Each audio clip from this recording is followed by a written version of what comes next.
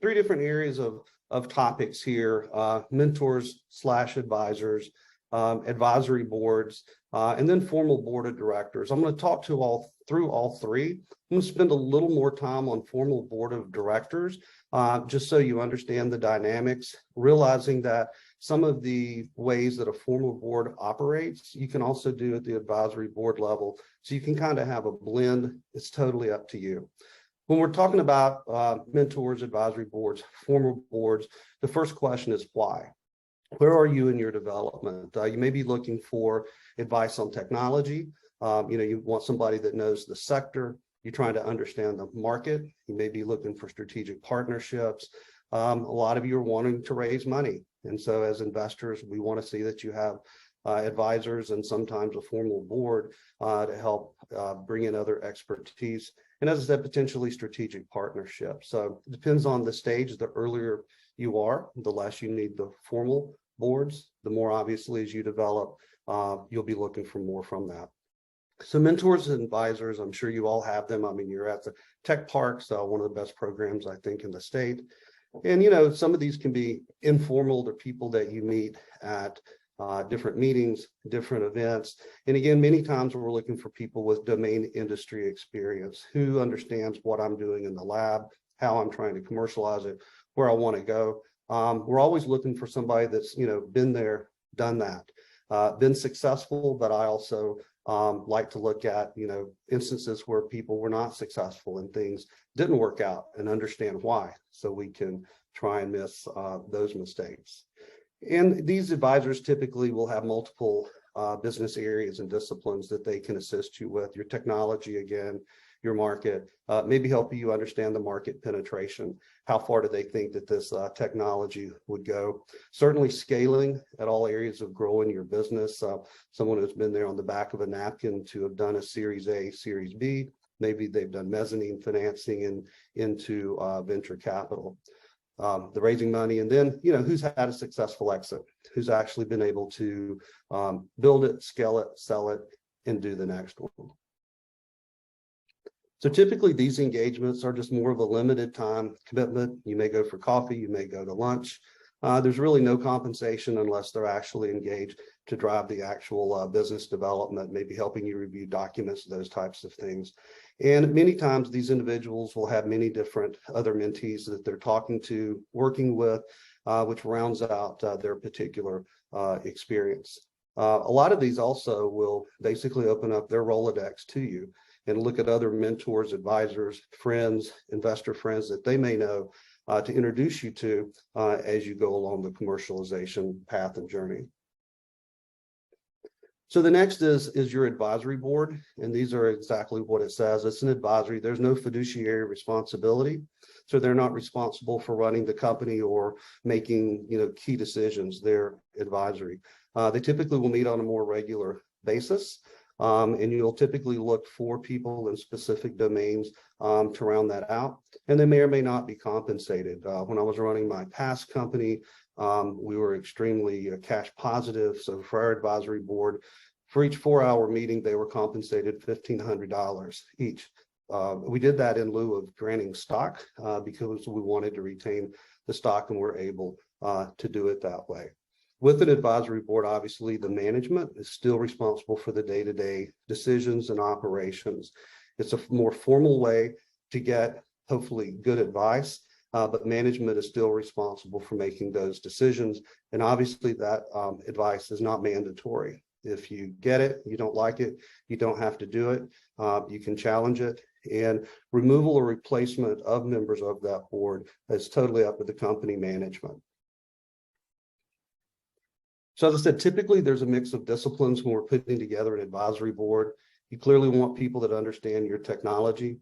You want people to understand your finances, your cost structures, your margins, how you're selling. Obviously, regulatory for many of us is huge, whether you're going through FDA or other groups for that, even private groups. And then, how is it going to operate? Who has been there? Who understands how to scale, what it means from going from 20 employees to 40 to 80, and all the way to try and keep those systems running as you scale. One of the best things that I like to see for advisory boards and certainly regular boards are subcommittees. And subcommittees are people that are going to focus on one particular area. Perhaps one is finance, one is operations, one is sales. And so that subcommittee will meet. They will talk about the specific needs with the exec from the company in that area. And then they will report back together to the full board and get the full advisory board's input. It's a much better way of making sure that you keep your board members engaged. One of the challenges that we see sometimes with advisory boards and boards is that board members come to a meeting and management is simply reporting out. And you're not really digging into the metrics. You're not really digging into the areas that you need help. So this is the way to help them do that. And unless compensation is given, again, there's no real expectations. One of the things that it can really do is build community and investor goodwill. When people ask you who is on your advisory board, who are your mentors, typically, investors are going to know those names and know those individuals and look at their backgrounds to see how you're rounding out your management. So when we have a full board of directors, right, you've gone to the point where you've had your mentors and advisors, you've done the advisory group. Now you need to get serious. You're going to have a VC group come in, family office that says, now we want to see a formal board.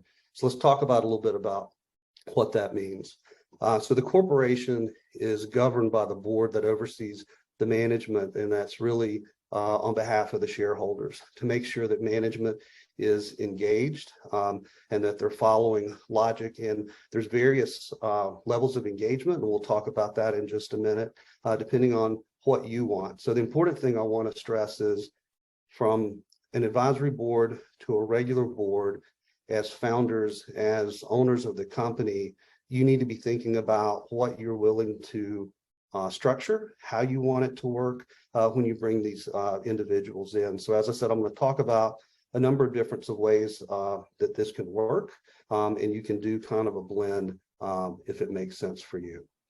So the corporate governance is really the relationship between the board of directors, management, and shareholders. So they now have a fiduciary responsibility. I need to hit on that a little bit before, but now on a formal board, they are responsible for the strategic performance of the company. If the company management is allowed to make really bad mistakes and it's negative on the shareholders, it's up to the board to correct that. It's also up to the board to provide management of the executives. Maybe the CEO is also board chair and there's a liaison. We'll talk about that in just a minute. But the board will do assessments of the executives of the company to be sure that they're performing to the rate that they're supposed to. So the board itself, effective board leadership. So again, they don't meet just to meet. There's a purpose. They're reviewing what management wants to do. They're giving input, and depending on the slide I'll show you in a minute, their level of engagement can vary. They're really responsible for helping with the strategy of the organization. Having a full board is hopefully bringing in people that know your company, but people that may not be there in the day-to-day operation. So as the old saying goes, you can't see the forest for the trees. So having an outside group be able to come in, give that input can be really valuable. They can also help you looking at risks and different initiatives. I once went in front of my board and said, hey, I'm all excited. We've got a lot of cash and I found a building and I want to buy it. And it's just going to reduce expenses. It's going to be great. And they sat there and one of them kind of smiled and he goes, Russ, you're getting 28% return right now as we rent. Why would we buy? That's going to go down to 8%. And it was like, oh, wow. Okay, you're right. I like to own, but I see what you're saying. It affects the performance. So having them give that input can be big. Also succession planning. As companies grow, it's a different skill set that goes from 0 to 1 million, 1 million to 10, and 10 to 100. And so they can help look at the executive management, determine as you go through that next stage of growth, do they have the skills? Can they gain the skills? Or do we need to look at bringing in additional replacement management? And of course, they're always looking at sustainability. Are the decisions being made responsible, and are they going to lead to the long-term success of the company? So there's something called due care. The board is required to direct the affairs, but not really manage them. So they're going to give input on strategy, typically, but they're not necessarily managing. They're not coming in day to day, telling the owners, executives, this is exactly what you have to do. So with that, if director of the board fails to act with due care, they're missing key things. They're not showing up, they're not engaged, they can be held personally liable for the shareholders' loss. And we've seen that with Theranos and some of the other companies and failures that have happened. And this is why for a regular board of directors, there will be D&O insurance, directors and officers. And this is to cover them in case something is missed, in case a shareholder files a lawsuit, to protect both them and the executives on their personal assets. So the board's going to be monitoring developments both inside and outside of the company. So they should be plugged into the industries. They should understand labor markets, depending on what their area is. They may understand supply chains and be able to help management look at their proposals, decisions, and actions and give that outside input. And really, overall, at least in my experience, on a yearly basis, help relook at the strategies that the company's trying to do. Is the mission still on track to go where it needs to go, and do those things still make sense, or do they need to be changed? So if we look at the degree of involvement of boards, you'll see a continuum here from low, which is considered really passive, to extremely high. So if we look on the left-hand side, there's a phantom board. They don't know what to do. They don't show up. There's no degree of involvement. From an investor standpoint, no one wants to invest in this company because there's no engagement at all. And it also creates a large risk of liability for shareholders. The next tier is what we call the rubber stamp. So they just say, they meet, the officers say, hey, this is what we're thinking, what they want. They say yes, and they leave. Don't really get involved with the decisions and give an input. There's then the minimal review, where they'll look at selected issues. Officers may say, I have 2 things I want you to look at. Look at this, give me a little feedback. From that, we look at nominal participation. So it's a limited degree in performance of review. So they may say, hey, you asked me to look at these 2 things, but I see it's impacting a third over here, and I want to talk about that. The best boards, in my opinion, are active participation, where they're actively engaged. They're asking questions, and they will actually help make final decisions on mission, strategy, policies. Again, not the day-to-day management, but for example, if the company is raising funds and they have a venture capital group that wants to come in on a Series B, and they're bringing in $10 million, and these are the terms, then the board is going to decide whether or not to accept those terms on behalf of the company and on behalf of the shareholders. They also perform physical and management audits. So they will do an audit of the finances in conjunction with an outside CPA firm themselves, separate of management, and then they will provide management yearly reviews as well. The last is catalyst. Under a catalyst, you really see where boards are almost running the day-to-day operations. This can be necessary if a company is in what we would say as a turnaround mode, but hopefully the company will not be in a catalyst engagement with the board for very long. So members on your board, it's okay, who do you have? How do they function? So they can be inside directors. So these are people who are already officers, they're employees of the corporation, they're there day to day, and they're going to be able to give their vision and their view of what they see happening from that perspective. We then have the outside directors. They're usually, executives, but they're not employees of the board's corporation itself. They're outside people. It may be an attorney, it may be a CPA, maybe a technology specialist that comes in with their area of expertise on the board. But again, they're not in the day-to-day operations. 2 quick theories talking about formal boards. One is agency theories. Shareholders typically believe that top management doesn't really take a lot of responsibility unless they own a substantial amount of stock in the corporation. That's why you'll see compensation packages for execs not only be comprised of salary, but also options and performance grants of stock to help them get more as the company does. And just being sure from a stewardship perspective that they're there long enough and identify with the corporation, and they're there to help ensure the success. So it can also be affiliated directors, again, not employed by the corporation. They might handle legal or insurance work. So sometimes people will put their corporate attorney on their board, perhaps their CPA. They may have people that used to work for the company, maybe the former CEO. That can be difficult, good and bad, for the company, but they know the history and they have those perspectives, and then family directors, people that are on the family that own a significant chunk of the company, may choose to have someone from their family or family office be on the board. So typically boards have a nominating committee when they're looking for board members.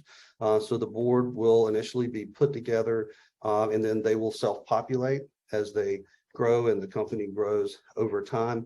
And typically we like to see always, in my opinion, that there are staggered terms for board members. We never want the entire board to come up for re-election at the same time because that could be a mass exit and you could lose a lot of knowledge there as well.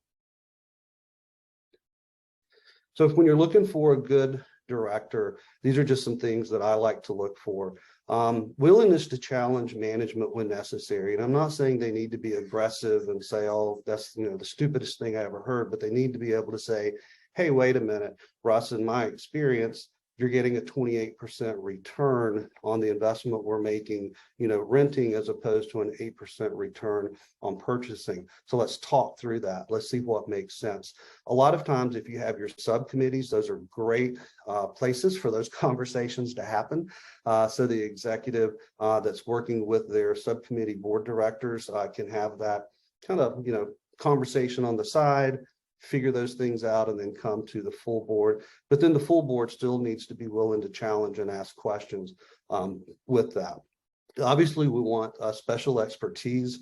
I think I have a note here later in the slide. The makeup of what you need on your board today is probably not what you're going to need in 2 years and not in 5 years. So these are not necessarily permanent positions based on the trajectory of the company and its growth and where you wish for it to go. We always want good directors to be able to be available for outside meetings. I know as CEO, many times I would call up one of my board directors and say, hey, can we go get coffee? Can we get lunch? I want to run some things by you. I have some ideas. And you start to form those personal relationships, and it's easier then to have those discussions of challenging decisions or ideas because you form better relationships. Expertise on global issues. Again, we want people that understand supply chain, work chain, all those things. And they understand your technology and processes, especially if you start introducing new products or new things into the market. You may look at your board and say, wait a minute, I have a hole over here now.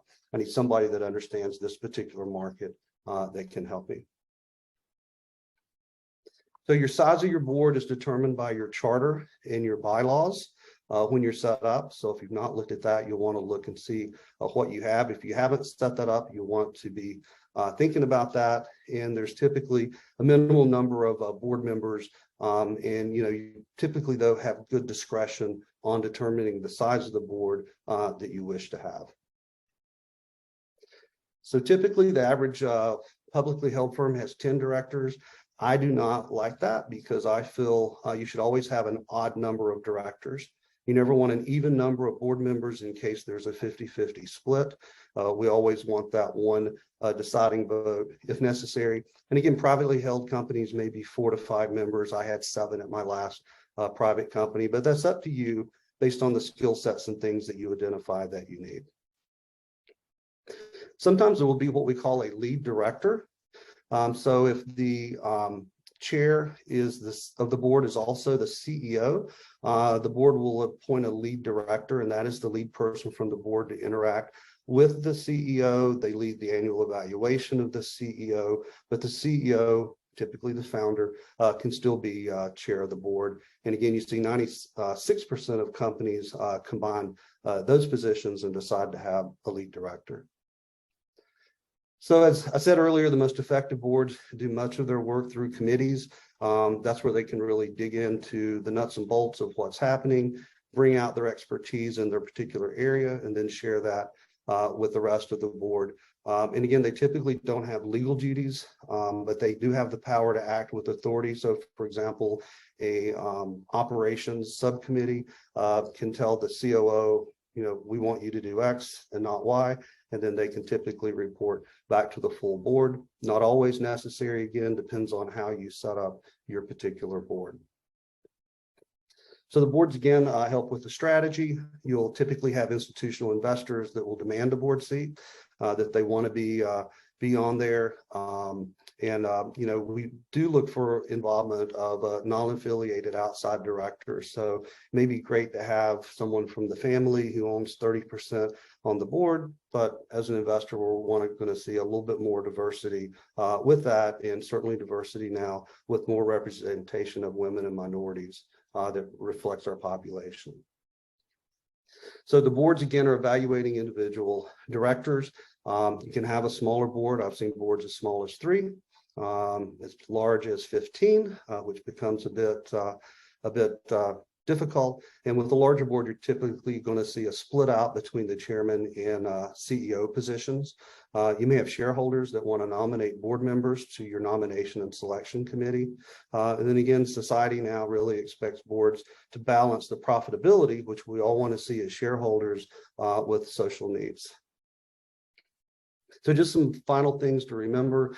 These typically are not lifetime positions. Anyone I have asked to be on a board, I have been upfront and said, this will not be a lifetime position. There may be a change in the company where we're going to say, I need to bring in other expertise, or maybe you stay with us for 10 years. We don't know, but we want to be upfront with that, because as I said earlier, what you need today will change tomorrow. You may be raising pre-seed $500,000 now, and then you're looking at a Series B, and you may need different expertise than what you have.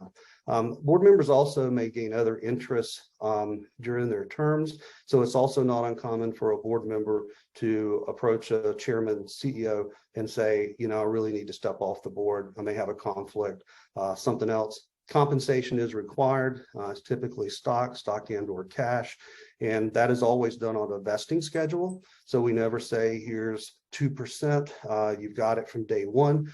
You're going to invest in that over a period of time, and we're going to be sure that you're active on the board. As I said earlier, family offices, VC firms, others will want seats. And, the board runs the show. So it's really important, although execs are doing the day-to-day management, the board is going to drive the strategy. So it's really critical that as an executive, if you have a full board, you understand their interests, and honestly, you understand how they're going to vote based on key issues.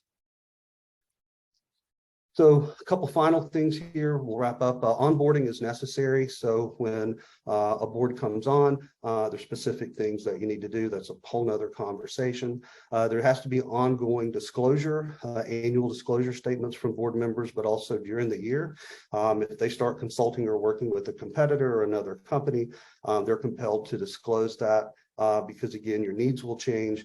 And again, if you go for a lead institutional investment, they're going to expect involvement, whether it's what's called a phantom seat on the board, where they attend the board meetings and they're there, but they're not active in making the decisions, to actually having a seat on the board. So with that, I'll stop.